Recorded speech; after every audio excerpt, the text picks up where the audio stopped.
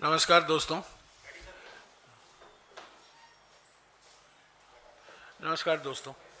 जैसा कि आपको खबर मिल चुकी है अभी तक, कल रामलीला मैदान में इंडिया ग्रुप की सभी सारे पार्टियां ने लोकतंत्र बचाओ रैली का आयोजन किया है। और इस रैली के बारे में और जानकारी देने के लिए हमारे एआईसीसी प्रभारी दिल्ली के दीपक बाबरिया जी और हमारे दिल्ली प्रदेश कांग्रेस कमेटी के अध्यक्ष अरविंदर सिंह लवली जी यहाँ मौजूद हैं।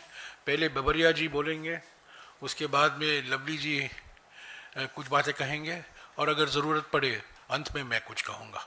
दीपक बाबरिया जी।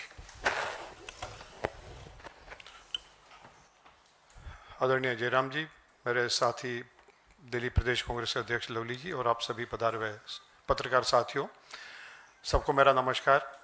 आज की प्रेस वार्ता का एजेंडा आपके सामने है कि कल हमारी जो रैली होने जा रही है इंडिया अलायंस की, जिसमें महत्वपूर्ण रूप से जो प्रकार से भारतीय जनता पार्टी ने पूरे देश में लोकतंत्र को विध्वंस करके रख दिया है, संविधान को विध्वंस करके रख दिया है, और जो प्रकार से लोगों को डराने धमकाने की और एजेंसियों का दुरुपयोग करने की कार्यवाही कर रहे हैं, जो प्रकार से देश में पूरा जो है हर सेक्शन के लोगों को, वो युवा हो, महिला हो, किसान हो, श्रमिक हो, सबको जो है प्रताड़ित कर रहे हैं। सबका जो है एक पिछले 10 साल में जो प्रकार से दुर्दशा करके छोड़ी है, और उसमें भी कोई अपना हक और अधिकार मांगता है, उसके लिए लोकतांत्रिक तरीके से कोई अपना हक और अधिकार मांगता है, उसके लिए लोकतांत्रिक तरीके से कुछ मूवमेंट करते हैं।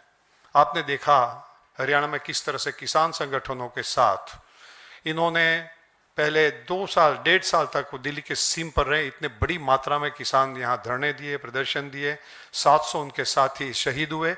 उसके बावजूद उनके साथ धोखाबाजी करके उसको खड़ा तो कर दिया, मगर उनके लिए जो प्रॉमिस किया था उसका अमल नहीं किया, धोखाबाजी किया, जुमलाबाजी किया। फिर से जब उन्होंने अपना हक और अधिकार मांगा तो पॉइंट ब्लैंक रेंज से, जो जनरल डायर ने भी कभी नहीं किया था, वो प्रकार से उनको गोली मार के उसका आंदोलन को तोड़ने की कोशिश की। जो दुश्मन देशों के आर्मी के साथ ना करे, उसी प्रकार से उनको लोकतांत्रिक तरीके से अपना प्रदर्शन करने के लिए भी जो है हाईवे पर रोक दिया गया, तो उसके पर जुल्म कर दिया गया।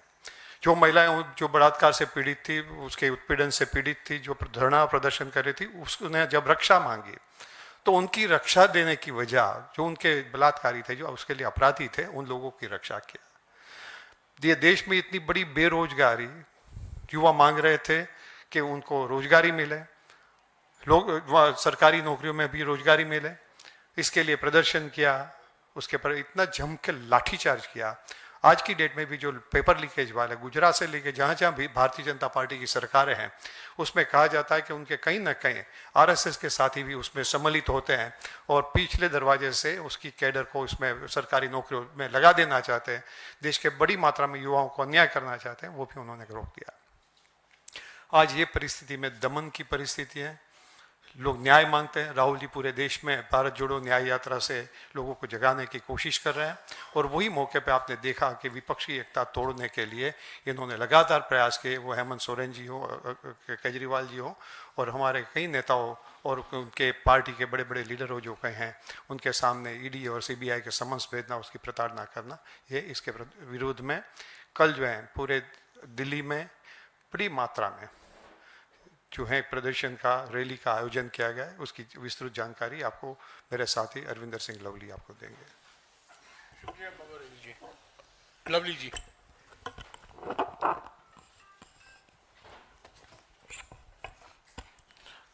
जयराम रमेश जी, दीपक बाबरिया साहब और दोस्तों, आप सब लोगों को विदित है कि कल 31 तारीख को रामलीला मैदान में इंडिया ब्लॉक ने, इंडिया गठबंधन ने जो है एक बड़ी रैली का आयोजन किया है। आज जिस तरीके से देश के अंदर लोकतंत्र के ऊपर प्रहार हो रहा है,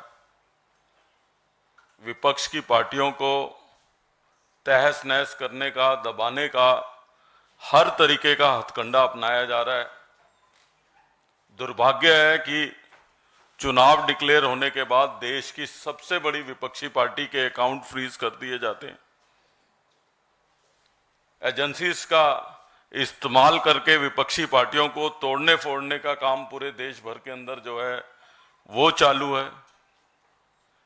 लगातार लोकतंत्र के अंदर प्रहार हो रहा है, और जिस लोकतंत्र को बचाने के लिए, जिस लोकतंत्र की देश में बहाली के लिए कांग्रेस पार्टी का गठन हुआ था, और हमको ये कहने में कोई शक और शुबा भी नहीं है कि अगर सबसे पहले दोबारा से इस देश के लोकतंत्र को बचाने की लड़ाई किसी ने शुरू की तो हमारे नेता राहुल गांधी ने पूरे देश भर में शुरू करी। आज उसकी गर्मी जो है वो देश का हर विपक्षी दल महसूस कर रहा है, और इस लड़ाई के अंदर आज ना केवल देश के विपक्षी दल, और मैं समझता हूं कि ये 2024 का जो चुनाव है ये केवल और केवल, अपने घर के ड्राइंग रूम में लोगों से भी अपील करना चाहूंगा, डिस्कशन का चुनाव नहीं है, ये चुनाव इस देश के भविष्य को लेके है। इसलिए जो है कल दिल्ली की रामलीला मैदान की रैली का आयोजन हमने किया कि लोकतंत्र बचाने के लड़ाई, इसीलिए इस रैली का नाम भी जो है वो लोकतंत्र बचाओ हमने रखा है। इस रैली को इसलिए रखा है कि आप चुनाव डिक्लेयर होने के बाद चुने हुए मुख्यमंत्रियों को, आपकी टाइमिंग देखिए, आप चुनाव डिक्लेयर होता है तो आप चुने हुए मुख्यमंत्री को गिरफ्तार करते हैं, चाहे वो झारखंड में हेमंत सोरेन हो, चाहे वो दिल्ली के अंदर अरविंद केजरीवाल हो। तमाम हथकंडे आप जो है विपक्ष के लोगों को, ताकि उनके लिए लेवल प्लेइंग फील्ड जो है चुनाव में उपलब्ध ना हो। आपका केवल और केवल फोकस जो है वो पूरी की पूरी सरकारी मशीनरी का ओपोजिशन को डिस्टर्ब करने में, डेमोक्रेसी को, डेमोक्रेटिक वैल्यूज को डिस्टर्ब करने में, लोकतंत्र की हत्या के लिए जो है आप इस तरीके के कुठाराघात लगातार एक के बाद एक विपक्षी दलों पे कर रहे हो, उसके खिलाफ इस रैली का आयोजन किया है। इस रैली में इंडिया ब्लॉक के तमाम सीनियर लोग को इसको संबोधित करेंगे ही। जयराम रमेश जी अभी डिटेल में भी बताएंगे कौन लोग हिस्सा ले रहे हैं, लेकिन इसमें बड़ी संख्या के अंदर जो है वो दिल्ली के लोगों की भागीदारी, कांग्रेस के कार्यकर्ताओं की भागीदारी, और ऐतिहासिक रैली के रूप में जो है ये रामलीला मैदान में होगी, जिसको तमाम इंडिया गठबंधन के लीडर्स जो है वो इसको संबोधित करेंगे। और मैं समझता हूं कि इस रैली के बाद एक संदेश जाएगा कि लोकतंत्र के खिलाफ लड़ने के लिए तमाम विपक्षी पार्टियां एकजुटता के साथ जो है इस सरकार का जो है मुकाबला करेंगी। अभी मैं सर से चर्चा कर रहा था तो मैं कह रहा था कि भारतीय जनता पार्टी का अब मोटो केवल ये रह गया है कि पार्टी में चंदा, व्यापारियों को धंधा और ईडी का फंदा। ये केवल और केवल ये केंद्र की सरकार इस 3 मोटो पे काम कर रही है, और हम इनको कहना चाहते हैं कि इस लोकतंत्र के लिए हमारे पूर्वजों ने कुर्बानी दी थी, और इस लोकतंत्र को के साथ इस तरीके का प्रहार और उसको खत्म करने की जो कोशिश हो रही है उसको हम कामयाब नहीं होने देंगे। और कल ये पहली गुहार होगी, कल ये पहला आम जनमानस का जो है वो प्रहार होगा इस सरकार के ऊपर, तो हम इनके मंसूबों को कामयाब नहीं होने देंगे। धन्यवाद। शुक्रिया बाबरिया जी और लवली जी। मैं कल की रैली के बारे में और कुछ जानकारी आपको देना चाहता हूं। कल की रैली व्यक्ति केंद्रित रैली नहीं है। कल इसीलिए नाम रखा गया है लोकतंत्र बचाओ रैली। मुद्दा है लोकतंत्र को बचाना, मुद्दा है संविधान को बचाना, व्यक्ति केंद्रित रैली नहीं है। दूसरी बात मैं कहूं, ये किसी एक पार्टी की रैली नहीं है। कुछ 28 पार्टियां इसमें शामिल हैं। सारे इंडिया गठबंधन, इंडिया जनबंधन, मैं बार बार कह रहा हूं ये गठबंधन नहीं है, ये जनबंधन है। इंडिया जनबंधन के सारे पार्टियां इसमें शामिल है। तृणमूल कांग्रेस भी शामिल है। हालांकि हमारा सीट शेयरिंग फॉर्मूला नहीं हो पाया पश्चिम बंगाल में, फिर भी कल तृणमूल कांग्रेस के वरिष्ठ नेता मौजूद होंगे। तो ये किसी एक पार्टी की रैली नहीं है, ये इंडिया जनबंधन की रैली है, इंडिया जनबंधन की दूसरी रैली है, पहली रैली नहीं है ये। आपको याद होगा मुंबई की शिवाजी पार्क में भारत जोड़ो न्याय यात्रा की समाप्ति के बाद 17 मार्च को इंडिया जनबंधन की एक बहुत बड़ी रैली हुई थी शिवाजी पार्क में, और सभी नेता, मुख्यमंत्री, पार्टी के अध्यक्ष, सभी लोग वहां मौजूद थे। और वहां शंखनाद वहां से शुरू हुआ, और आज कल दूसरा शंखनाद होगा रामलीला मैदान से। मुद्दे क्या हैं? सबसे बड़ा मुद्दा, पहला मुद्दा यह है महंगाई, बढ़ती हुई महंगाई। पिछले 45 सालों में सबसे ऊंचा बेरोजगारी का दर, और खास तौर से युवा बेरोजगारी का दर, बढ़ती हुई आर्थिक विषमताएं। आप देख रहे हैं अमीर सुपर अमीर बन रहे हैं और गरीब और मध्य वर्ग वही के वही है। विकास का फायदा कुछ ही लोगों को मिल रहा है, पर विकास की कीमत करोड़ों लोगों को चुकानी पड़ रही है। तो बढ़ती हुई आर्थिक विषमताएं, सामाजिक ध्रुवीकरण, ये पहला मुद्दा है जिस पर कल हमारे नेता बोलेंगे।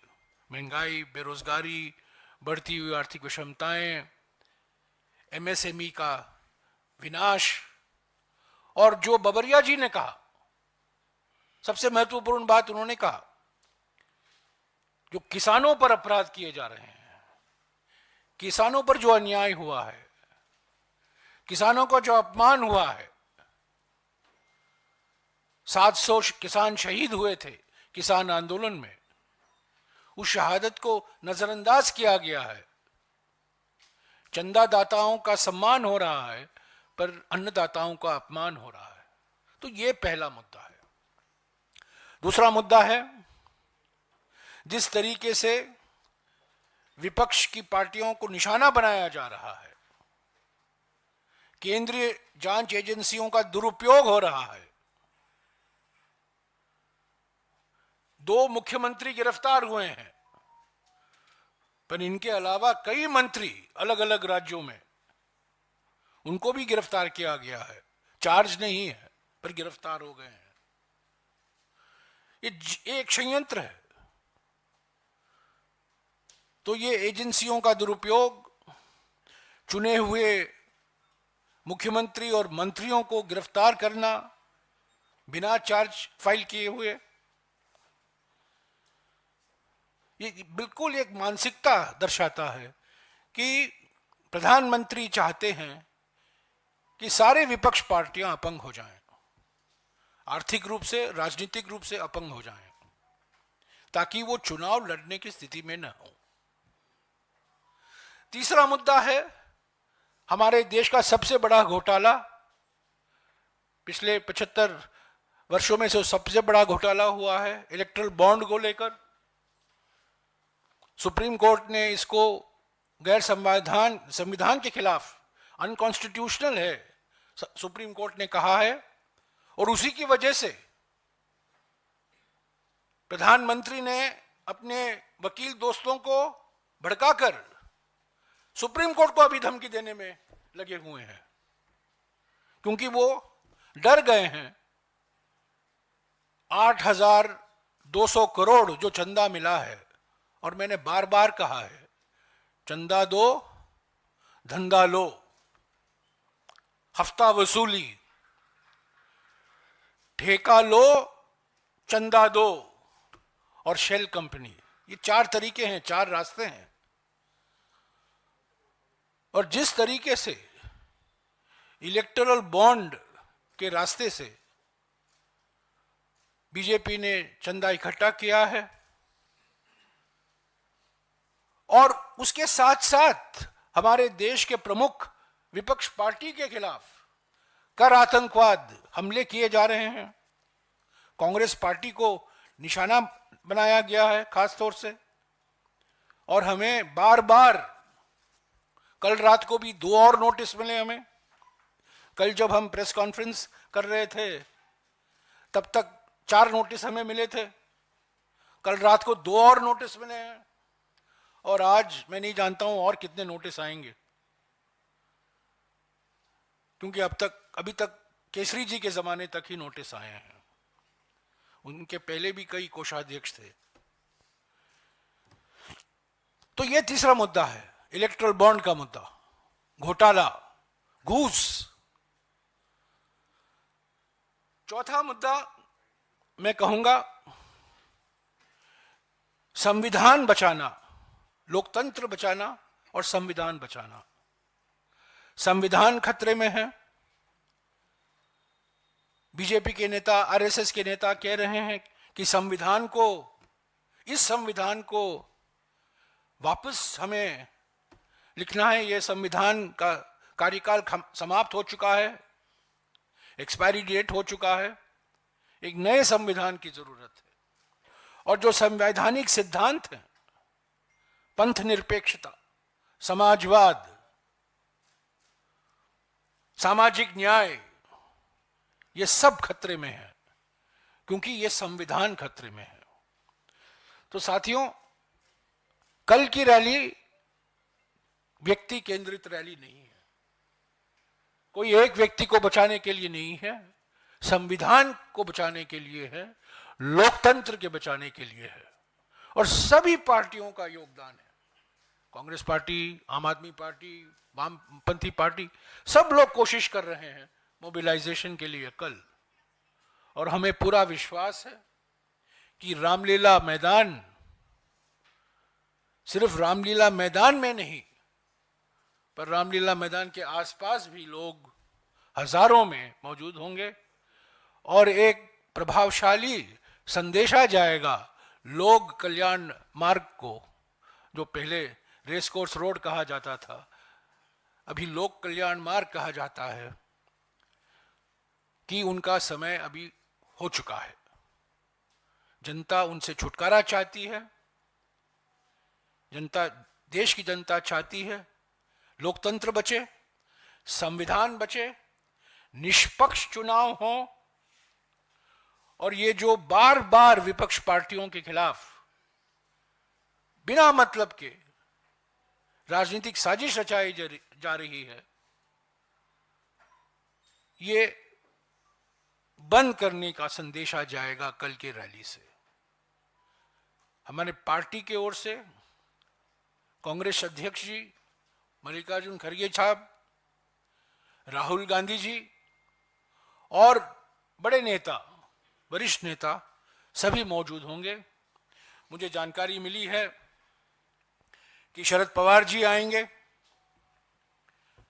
तेजस्वी यादव जी आएंगे, उद्धव ठाकरे जी आएंगे, सीताराम येचुरी होंगे, डी राजा होंगे, अखिलेश यादव जी होंगे, फारूक अब्दुल्ला साहब होंगे, महबूबा मुफ्ती जी होंगी, दीपांकर भट्टाचार्य सीपीआई एमएल वहां होंगे, झारखंड के मुख्यमंत्री चंपाई सोरेन होंगे, ऑल इंडिया फॉरवर्ड ब्लॉक के जी देवराज होंगे।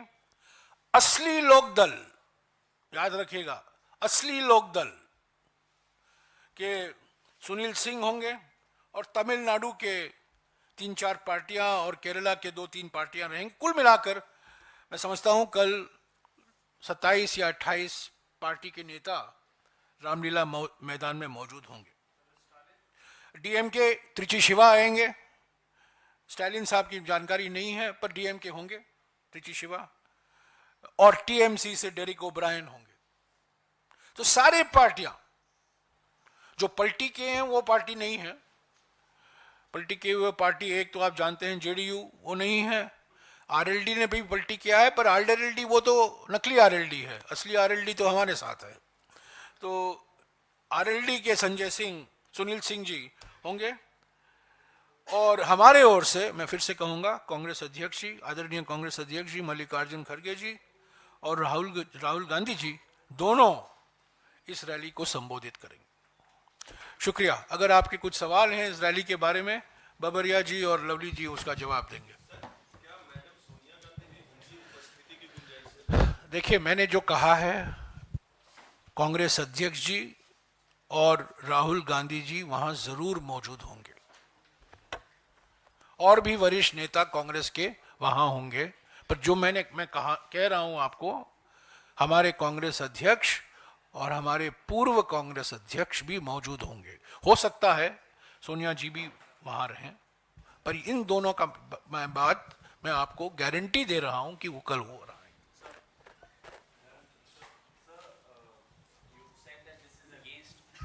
So you've said that the rally is to save the constitution and democracy, but since elections are around the corner, do you also see it as a show of strength and unity for the India bloc and send out a message to the voters? No, that was certainly the purpose of the March 17th rally in Shivaji Park. And that's certainly one of the purposes of the March 31st rally. We want to show a sense of solidarity and a sense of unity and a sense of collective purpose on these issues that I have mentioned. Number one, the most important issue, price rise, unemployment, worsening economic inequality.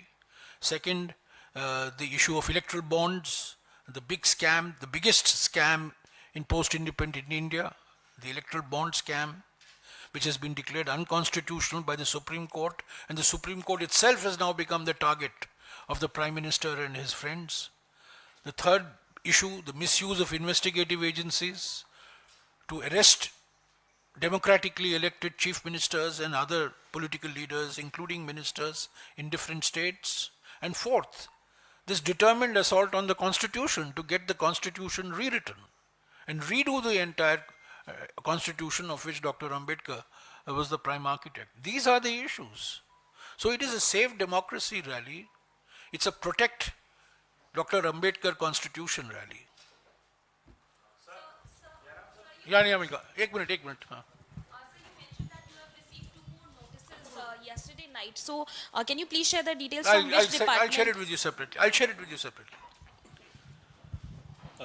Sir, ये क्या वजह है कि आप If we don't receive notices, I get surprised.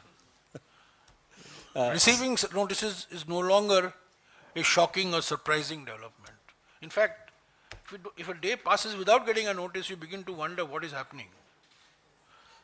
Sir, आपको बार बार क्यों ये इस बात पे एम्फसाइज करना पड़ रहा है कि ये किसी व्यक्ति विशेष पे केंद्रित रैली नहीं क्योंकि है? आप लोग ये प्रचार कर रहे हैं ना, मैं इसीलिए बार बार ये कह रहा हूं, क्योंकि आप ही लोग प्रचार करते हैं ना, तो इसीलिए मैं इसका बिल्कुल स्पष्ट कर देना चाहता हूं, इंडिया जनबंधन की रैली है, किसी एक व्यक्ति केंद्रित रैली नहीं है, और इसमें सारे पार्टियां शामिल हैं, सारे नेता शामिल हैं, और व्यक्ति को बचाने के लिए नहीं है, संविधान को बचाने के लिए, लोकतंत्र को बचाने के लिए, निष्पक्ष चुनाव को बचाने के लिए।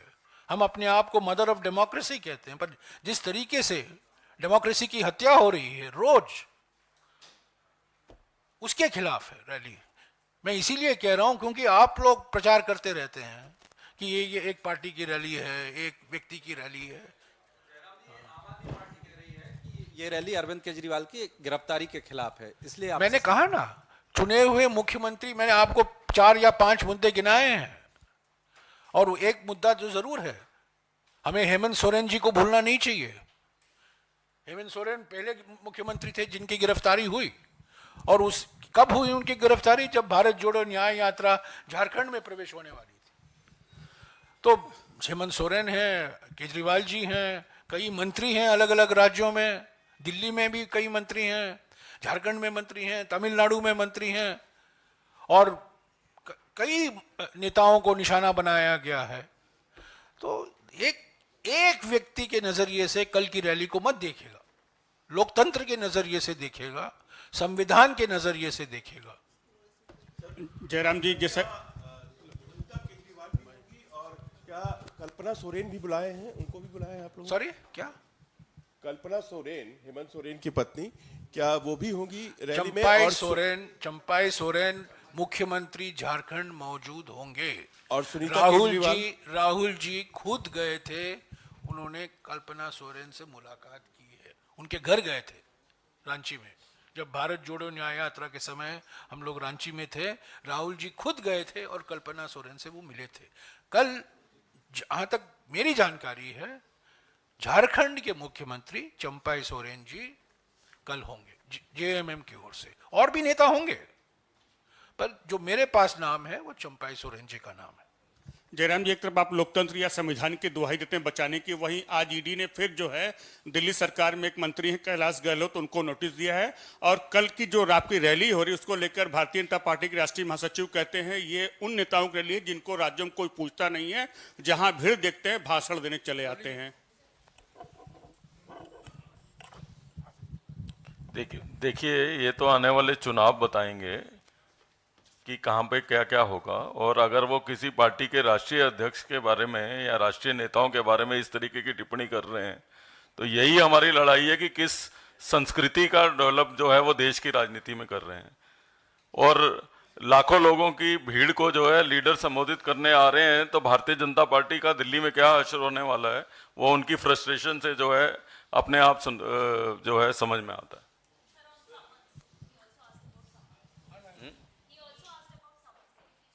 Summons have been become a fashion in this government. Like sir has said कि जिस दिन जो है कांग्रेस को नोटिस ना आए, उस दिन जो है हम परेशान हो जाते हैं कि क्यों नहीं नोटिस आया। ऐसे ही जो है जब तक ये समन ना भें तब तक इनका खाना हजम नहीं होता। इनको लगता है आज ये ढूंढते हैं पूरा दिन कि कल किसको समन भेजना है। तो it has become a fashion for this government.